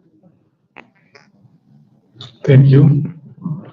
It has been a good discussion here, but I would just like to correct a misconception that mental cases are only found maybe in Madame. What I mean is that every one of us here has a mental issue. That small thing that keeps on disturbing you is a mental issue. And so we should not take it that if you see somebody maybe on the road walking funnily, then that's how you want to classify them as having mental issues. We are built so much on the mental issue, but what I would like to say is that mental issues are things that bother us. And I would like to bring in the perspective of our work. We are answered officers, and therefore our work revolves around transcribing and editing. So you find that if there's something bothering you, that already is an issue affecting you. And therefore, there was a part on the work ergonomics. How we just make sure that the work environment is friendly for you to be able to be productive. And this has an aspect on our working equipment. For example, if I have a faulty, let's say headphone, you know that is already a mental issue to me. How do I work with a faulty headphone? So my focus will be, as we look at the other side of the other aspects of mental wellness, but the work environment, if is friendly, or if the work environment is okay, that can go a long way relieving us some of the mental cases that may be bothering us. We have timelines in the Hansard. For example, our segments are 10 minutes each, and because of the timelines, sometimes you set targets for yourself. Like if I'm getting this 10 minutes, by the time I'm getting the next 10 minutes, I should be done with maybe the first segment. I know people like Mwangombe, for a take of 10 minutes, they can do it in about or at most 30 minutes. So if I have an issue with my working tools and it is bothering me, that delays my work and it, at the end creates anxiety. So I will encourage us to invest in our working equipment. Like you can see here, I have this headphone. We do a lot of listening and transcribing. When you charge this headphone here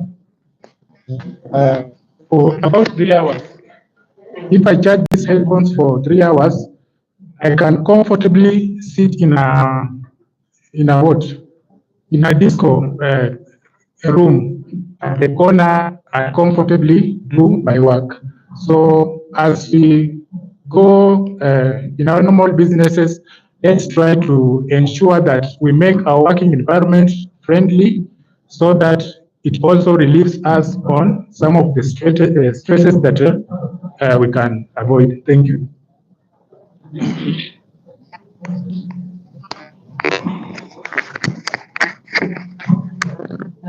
Thank you very much. My parting shot is I'm going to pick it from a line that my friend at work always uses. And she says, "We are all mad. It is only the degree that varies." And this is true because at the end of the day, that is where our mental wellness revolves. When we started this discussion in the morning with the deputy clerk, she did hint on a lot of things that had to do with our general wellness as staff in the Hansard. But what has clearly come out has been the issue of mental wellness. And so for me, I simply want us to remember that this is a very crucial and important aspect in the way we do our work.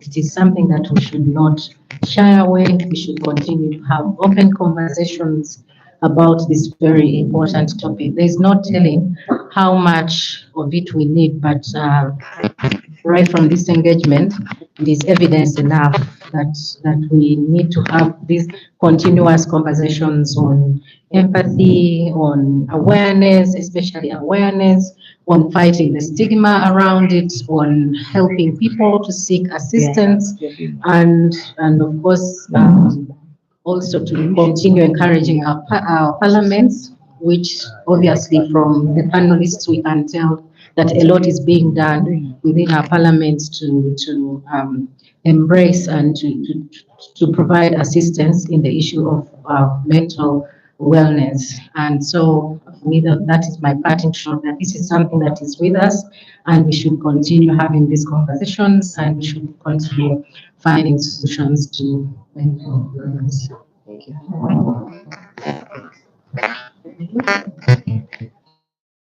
To add on to what the colleagues have said, and as my parting shot, I cannot overemphasize what Vanessa has just mentioned before.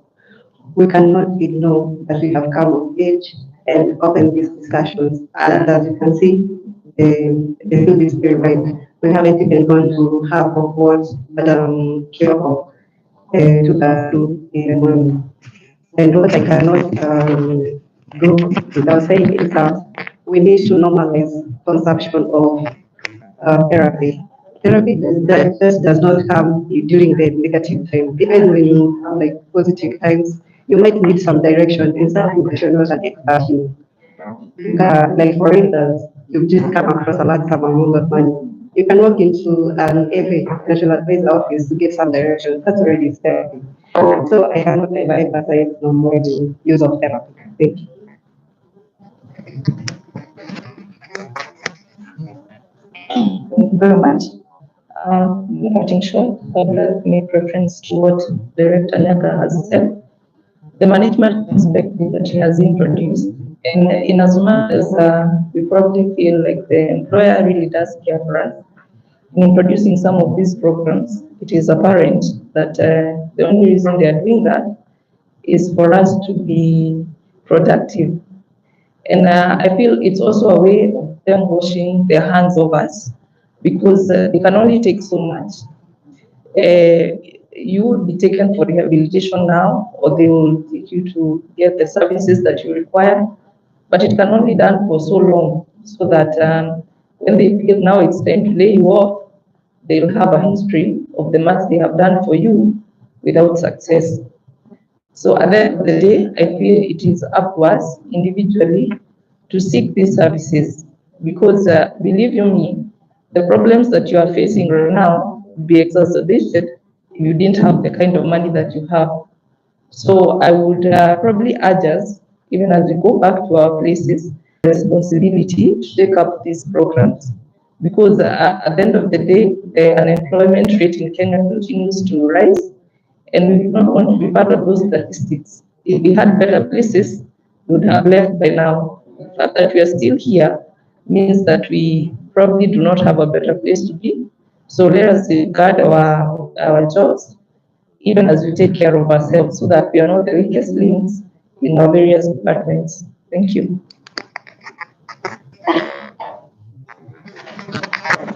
Thank you. My cutting short is going to be small because I'm not actually put what everyone has said. From the discussion that we've been having, it's very evident that mental health is now pandemic. It's something that we should come out and talk about it boldly and express everything that we feel inside without fear of being stigmatized or anything else.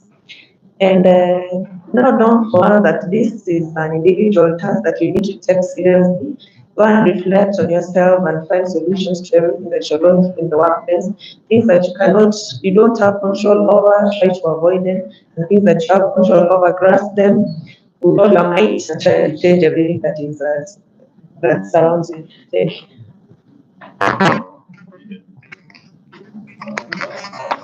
My thing in short is just to make it basic. And I'm passionate about wellness. Just about prevention is better than cure. Those activities you undertake not to be sick is what is basically wellness. For example, Nick has alluded to the fact that in their workstation they sit for a long time. What kind of chairs do they need? They use their ears. What kind of protection do they need? They use their eyes to look at the block for a long time. What do they need to do about it? So that the back, the eyes and the ears are protected. What you do to make sure that that does not happen, that is what is wellness. Wellness is prevention.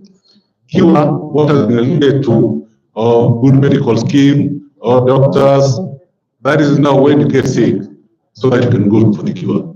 And I've always been get this idea of us budgeting for us to be sick. A lot of money is put for you to be sick so that you can go and attend the hospital.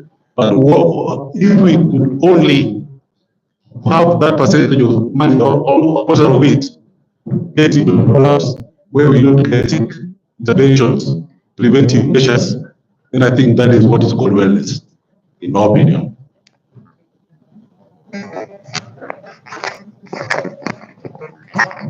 Thank you, colleagues, and I wish to welcome the Ndingi to this gathering. I have two questions to respond to. One, our sister over there, I never got to see you. On the quantum leap, that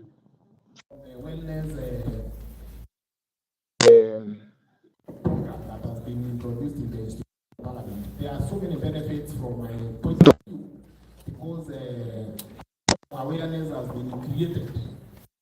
Sanity, be it on mental, spiritual, physical, and out of that, we have seen a lot of commitment from staff to do the preventive part of what my colleague has just talked about, where we have young working fraternity and going for diagnosis tests, those preventive ones, just to, what we call it, know your health, not necessarily because you are sick. There are assumptions that prostate cancer affects people at old age, but out of the privileges that the employers given to the staff and their families are able to enjoy some of those privileges, and where there are detections of any anomalies, they are able to address them at the very early stages. On the physical wellness, we have seen our staff participating more. We have a staff sports day where, out of the push by the management and the commission for staff to participate in this, we have seen the highest turnout in the last year in part of those activities. However, there is the problem of the attitude of most of us, where we feel even that thing that is tailored for you, you are like doing it for somebody else. You want to persuade the colleagues to go and then do their physical exercise. The first question that comes in, kuna kakitu. Now you wonder, how is it attitude? I chair a committee that deals with sports that goes beyond the region. Last year, we were having the Parliamentary Games in Rwanda. When staff and members are supposed to do their exercises for fitness so that even their performance is enhanced during the actual competitions, there is a lot of laxity in participation. But when there is the mention of the need of the sports, everybody is on your neck. And they make it an entitlement that you have to appear in the list. Well, attitude. There was a question by our colleague on how to deal with bosses who are very toxic. I wanted to answer that by giving him an example, which is scientific. One scientist by the name Charles Darwin invented the theory of the evolution, and he demonstrated how human beings have grown from monkeys to what we are today. Well, I want to disagree with him to some extent. DG, you are about 50 years. I never said you are 50. Have you seen a monkey that has become a human being through that process of evolution?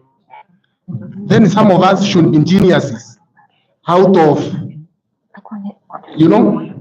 Well, I also agree with it to some extent. Some traits are dropped by just fitting into time and space.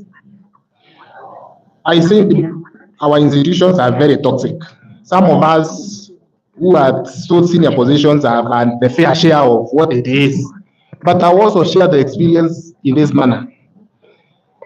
If you have to deal with mediocrity, there are two levels of it. Either deal with the devil himself or the demons. Because that boss who is very toxic does not do it themselves. You have subordinates who are very toxic, who if they want to attack you, they will use those characters to pass a message. When in Ngombe, when his, you are this, you are that. My friend, we want institutions that are governed by rules and regulations. Go for the devil himself. Don't deal with the demons. Call them out. Let them do their worst. You have also a right in that institution. You are protected by the rules that protect them. As long as you do it within, there are levels beyond that person who is very toxic to you. Raise the issue at those higher levels that supervise the person who you feel is orchestrating or maneuvering. You remember that prayer by some bishop in Omabi? Yes. So that you thwart those maneuvers of the devil. So my parting shot is that our institutions are very friendly to us, but we are our own enemies to our own selves. We are the first people to try to bring others down through various mischievous ways. So if we accept to change, my brother, I'm responding to your question. If we accept to change, we will change the institution. Like one of us saying that, yes, is one of the panelists. The institutions have devised a way to wash their hands. We know all of you are mad, but before it gets to us, we will provide you with the platforms to deal with your madness. And I say while you are away, if you have a very toxic boss, try to find out who the demon is, because that toxic boss is the devil himself or herself. Who are the demons? Hao wako chini at your level wenye wanatumiwa kukupitishia message. Najua mdoza amesema itakuwa hivi na hivi. Deal with them. Call them both out. There is some levels of authority beyond them. Raise your issue in the most genuine way and in the most in the best administrative procedure provided to address such issues, and you'll be sorted. So, colleagues, I wish you all the best in the remaining part of the workshop. And thank you, the organizers, for inviting us. Asanteni sana. Wow, what a wonderful discussion. Let's give them a round of applause as they lead the day. I'd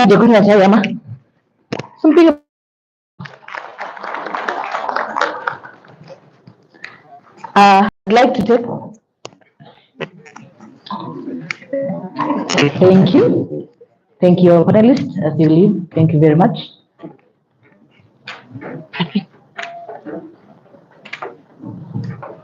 Thank you so very much. I'd like to call Ms. Anne Wamboi, Director, Hazard and Audio Services at the National Assembly, to welcome the Director General, Parliamentary Service Commission.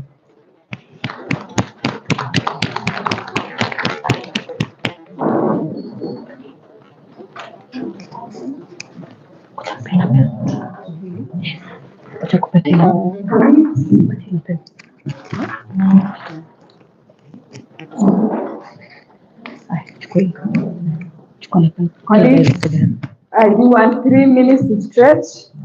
Just stand up and sit. Just stand and sit.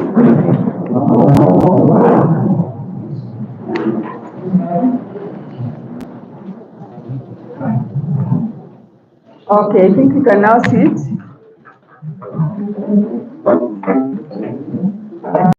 Our next presenter is here with us this afternoon. He was supposed to be with us yesterday.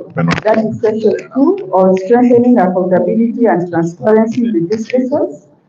And the topic is addressing implications of digitalization on legislative oversight and public trust in legislatures. And it's written here, you can see, Clement Nyadiere, MBS, Director General Parliamentary Service Commission. Remember yesterday I told you we have 3